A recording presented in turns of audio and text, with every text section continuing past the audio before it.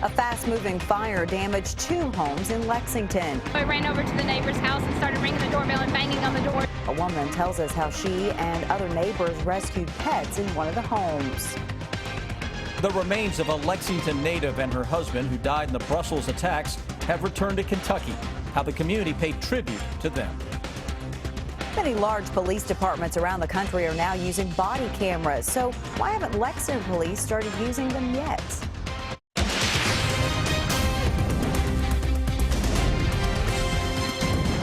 WKYT News starts now with breaking news. Good evening to you. Tonight, some Lexington firefighters are still on the scene of a 2-alarm fire that badly damaged 2 homes. That fire started this afternoon at a home on Smuggler's Notch Drive near Liberty Road, then quickly spread to a home next door. Officer Don flew over that scene in Sky First, and you can clearly see there is a lot of damage done to both these homes. Victor Puente is tracking the investigation. Victor joins us now live with the breaking details. Victor. Well, most of those firefighters have cleared out, but there is still one engine sitting here making sure those flames don't reignite.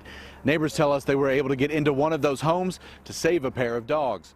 Firefighters tell us it started near the back of the home on the left. A man was home at the time, ran out to find the fire spreading up the back of his home and moving on to the neighbors. Firefighters feared it might spread to a third because of the wind. They were able to keep that from happening. They eventually got it out, but both homes suffered heavy damage upstairs. A neighbor tells us she saw the smoke and came over to help and found the front door of the second home unlocked and could hear dogs barking. Another neighbor and I ran in and we tried to get the dogs out. The one was really hyper, so we left it in the cage and just drug the cage all the way out. Then we went back in for the second dog. And then when I opened the bathroom door, I could see there was a litter box for a cat, but I couldn't find the cat. The smoke was too overwhelming at that point. We had to get out. That cat is still unaccounted for. As for the cause of the fire, firefighters tell us that the fire is still under investigation. They say they have several possibilities. That includes a grill that was in the backyard of the home where the fire initially started. Live in Lexington, Victor Puente, WKYT. Victor, thank you. Now, also breaking tonight, the owner of a helicopter company in the Smoky Mountains says that 5 people died when one of its choppers crashed this afternoon. It happened not far from Pigeon Forge, Tennessee. The owner of Smoky Mountain Helicopters says the helicopter was taking part in a sightseeing ride at the time. Keep checking WKYT.com and the WKYT News app for updates on that. On tonight, the remains of a Lexington native and her husband killed in the Brussels terrorist attacks have returned home. And they received a special salute when their remains arrived at Bluegrass Airport. Stephanie Shults and her husband Justin died 2 weeks ago tomorrow when bombs exploded at the Brussels airport. Today, Hillary Thornton talked to Stephanie's aunt. It's our top story at 6. Stephanie and Justin were such awesome young adults. We need more people like them in the world. The young couple living out their dreams in Belgium killed in the terror attack at the Brussels airport while saying goodbye to Stephanie's mother, who was visiting from Lexington. It's quite a shock to have this hit so close to home. And Philip Scott, along with dozens of others wanting to pay their respects, joining the family late Sunday night, almost 2 weeks after the attack, meeting the airplane, bringing the couple to Kentucky, with members of the Lexington Police Department, the Patriot Guard Riders, and Rolling Thunder putting together a touching tribute. We've had to meet a lot of grieving families at Bluegrass Field who their loved one is coming home from the battlefield, and this was different. This was not a military event, but this young couple, they're casualties of war. A welcome meaning a lot to the family as Stephanie, along with her husband, made one last trip back here to the place she called home. Receiving a hero's welcome back home to the place where she will be buried alongside her husband later this week. Just touches my heart to know that our baby girl is back in Lexington and close, and she's actually going to be buried in a site next to my mother, her grandmother, and it's like I can feel my mother enfolding her in her arms. In Lexington, Hillary Thornton, WKYT.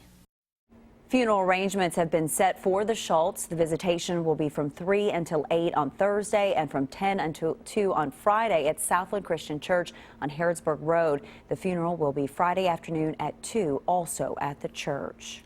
Tonight, police have arrested a man they say hit and killed a Mercer County mother with his truck but didn't stop. Matthew Warner has been charged with leaving the scene of an accident and evidence tampering. Police say that Heather Lawrence was walking along US 127 yesterday morning when she was hit. Sean Moody has the latest on the investigation. The Mercer County Sheriff said this case has affected people across the county and on both sides of the incident. He says the community is good about taking care of people who are going through tough times. When Heather Lawrence was hit and killed along US 127 early Sunday morning, she left behind a husband and 4 children. Her husband Carl said it's devastated them. We were married 23 years. I know she loved me and I loved her. By late afternoon Sunday, the Mercer County Sheriff's Office had arrested Matthew Warner. The sheriff said Warner was driving the truck that hit Lawrence, then abandoned the truck a few miles away and had someone report the truck stolen. He's charged with leaving the scene of an accident and tampering with physical evidence. Mercer County Sheriff Ernie Kelty said this incident will have a huge impact on families on both sides. People are concerned both ways. I mean, you know, just in small communities, when you have something like this happen, it affects a lot of folks in a lot of ways. So far, the community has pitched in several $100s in an online fundraiser for Heather Lawrence's funeral. Sheriff Kelty said taking care of each other is just what people here do. It's a wonderful community to live in. I've seen them time and time again come together and help each other, and they'll do it this time too. Now, we reached out to Warner at the Boyle County Detention Center where he's being held to get his side of the story. He declined our interview request. In Mercer County, Sean Moody, WKYT. And there is a link to that fundraiser attached to this story at WKYT.com.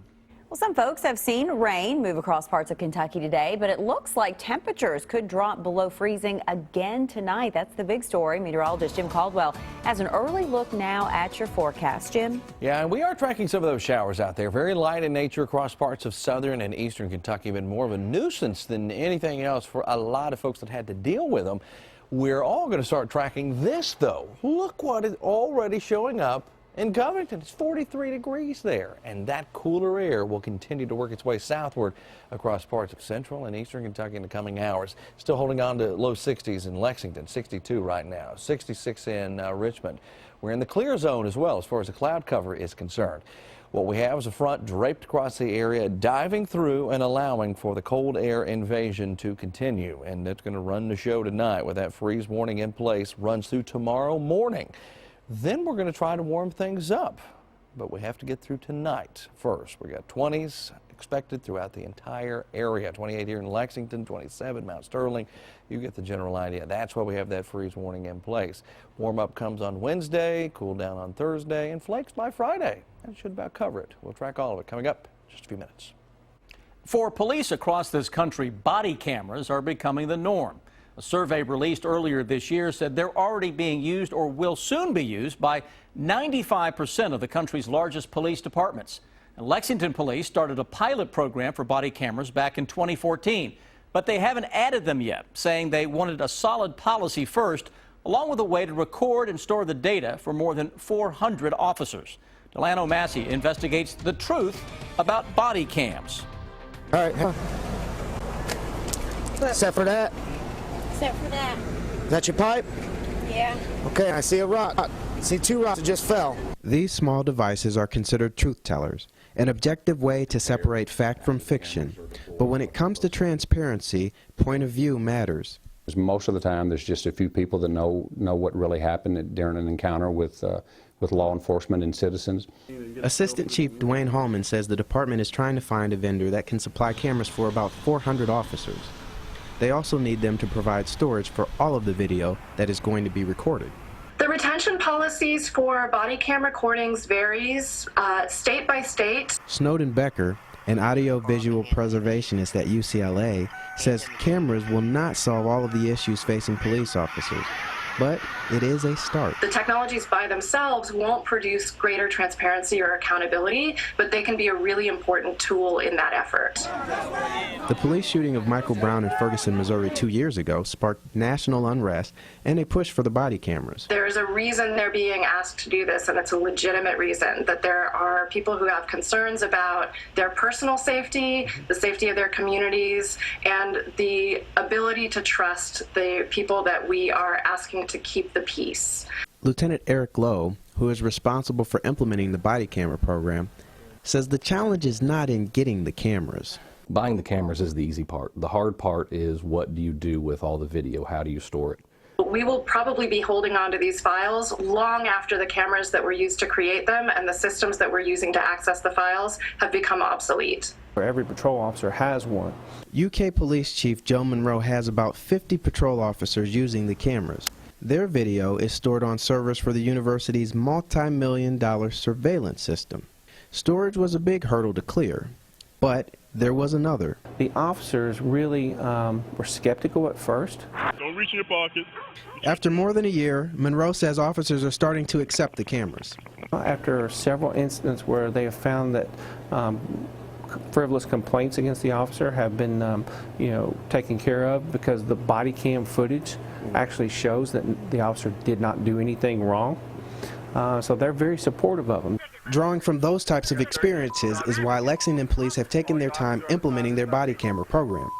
They have spent months testing equipment and getting feedback on their policy from local prosecutors, the ACLU, Human Rights Commission, and the NAACP. They have also visited with several other departments that already have cameras. We're trying to learn the lessons that those agencies learned so that we can try to avoid making the mistakes they made. Holman says they want to get it right.